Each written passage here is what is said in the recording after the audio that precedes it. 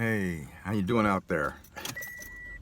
It's hot here, man. It's July 6, 2023, not 1997, which I remember with such glee and fondness and joy and euphoria. It makes me naturally high just to think of some of the times in my life, naturally good high.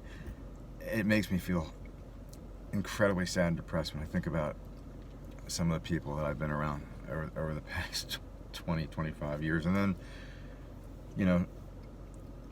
I have to switch back and forth between the good memories because the bad memories just kind of crowbar their way into my brain.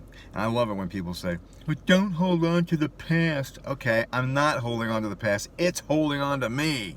It's not the other way around. Anyway, so stay in the present.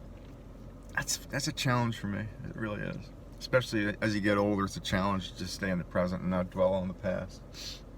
But so it is July 6, 2023. It's July 6, 1997. It's a Sunday, and it's the end of the July 4th weekend. And I'm pretty sure my children were with me that weekend, and I was getting them set up in the mansion. Which, in addition to all this crazy stuff happening in my professional life, my landlord forced me to move from the house that was a miracle.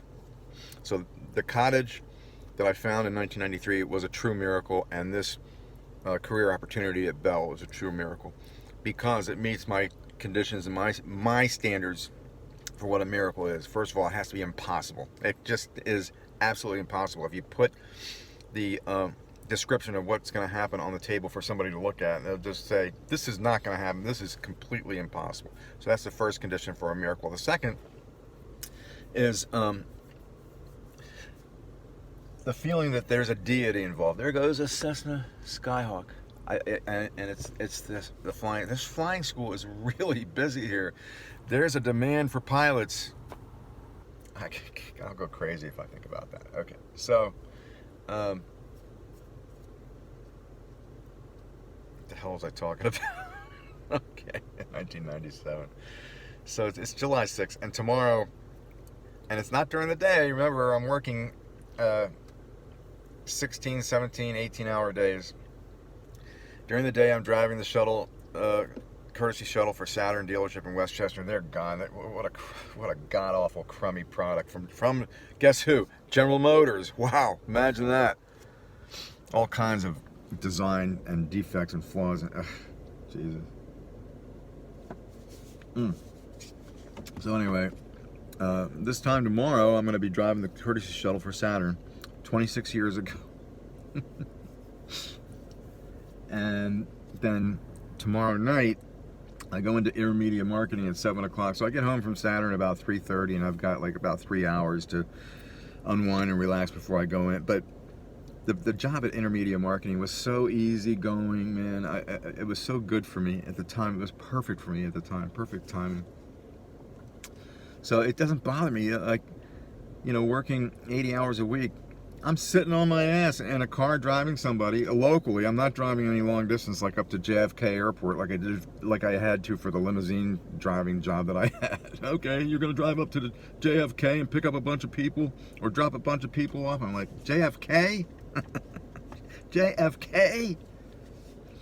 So the Saturn courtesy shuttle, minimum wage, but really easy. Really, compared to what I'd been through in the past, 20, 25 years. But so I go into IMM, and there's Steve Tudor, and I couldn't believe it. And then instinct takes over. When instinct takes over your decision-making process, I would say just about every time it's good. There's times that your instincts can be mistaken, but not in this context, not in this situation. Because when I saw him, I knew a number of things just clicked. And when that happens, I think it's more instinct than anything. So I saw him, and I said, I knew one thing. He's not leaving here without telling me about this job that he got. And it's not a job, it's a career. it's really not a job. It's an incredible career. It's just too unbelievable. It's not. That's why it's a miracle. It's impossible. I've been struggling to make money for so long, and finally walking out of my job on my of UPS leads to this opportunity.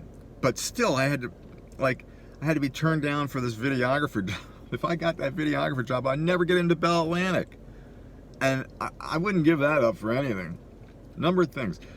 I think about my college years at Dayton, and they were wasted. I was high a lot. I had no idea what I was doing, blowing a lot of money. However, people asked me about that. I said it was a big waste of time and money, but then I stop and I think, wait a minute. Barry Spiker was my roommate in my senior year, which was my senior year academically was a joke, but okay. It's over, we go home. It's 1973, gets into 1974, and I meet Barry's sister and fall in love with her. Stacy. I fall in love with her. And head over heels, man. So if I don't go to Dayton and stay through my senior year to meet Barry Spiker, I never meet Stacy, and I wouldn't trade in meeting Stacy for anything. She was just this brilliant flash of wonder and affection, love, affection through touching, and I've always been like jitterish when somebody touches me, but she is just a miracle for me.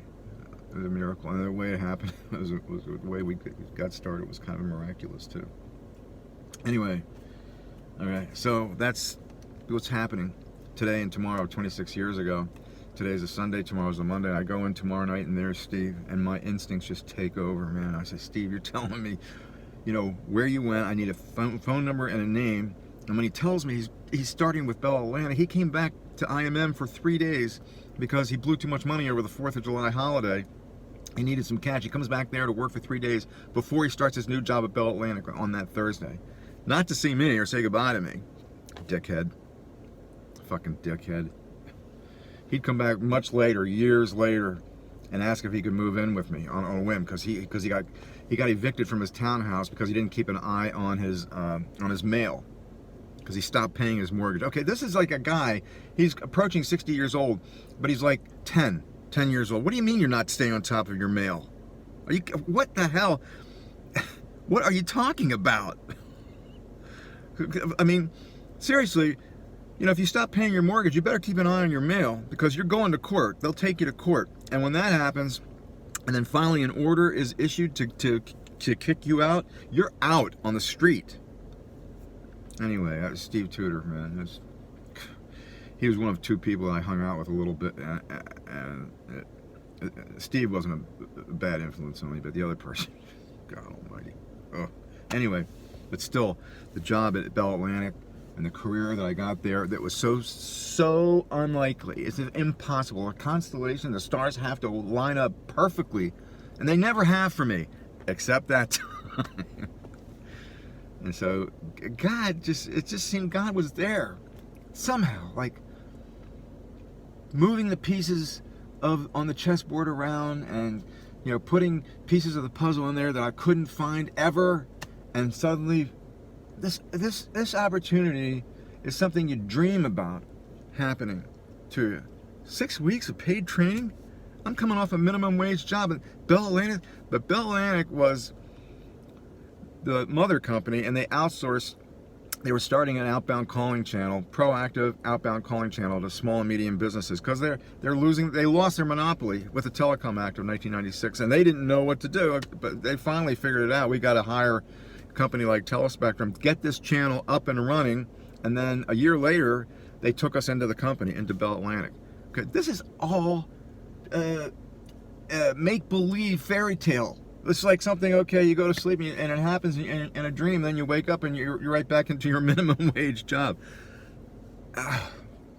I could go on and on, but I can't tell you how wonderful it was. And the very beginning is tomorrow night at exactly 7 o'clock, which is when I started my shift at IMM. So we'll tune in again later. And I'm sorry if I'm boring you with this, but I've got to be proactive and decisive about thinking about the good things in my life, you know, because I'm such a negative person that, you know, the negative stuff just, it crowbars itself, it jams itself into my brain, and then I'm stuck. So more to come, and a happy day. I hope it's gonna be super hot, super kind of like dog day, summertime here in southeastern Pennsylvania on July 6, 2023. It's about, I don't know, 7:30 in the morning, 7:45 in the morning, something like that. And the sun is brutal, man. There's no clouds, but there's a lot of haze. A lot of haze. I'm wondering if that's any of that is the smoke from the Canadian fires up in Canada. I hope not, man. I feel for those animals. I just saw a dead fox on the street, and I say a prayer for it. Whenever I see an animal killed on the street, I say a prayer. Peace, you guys.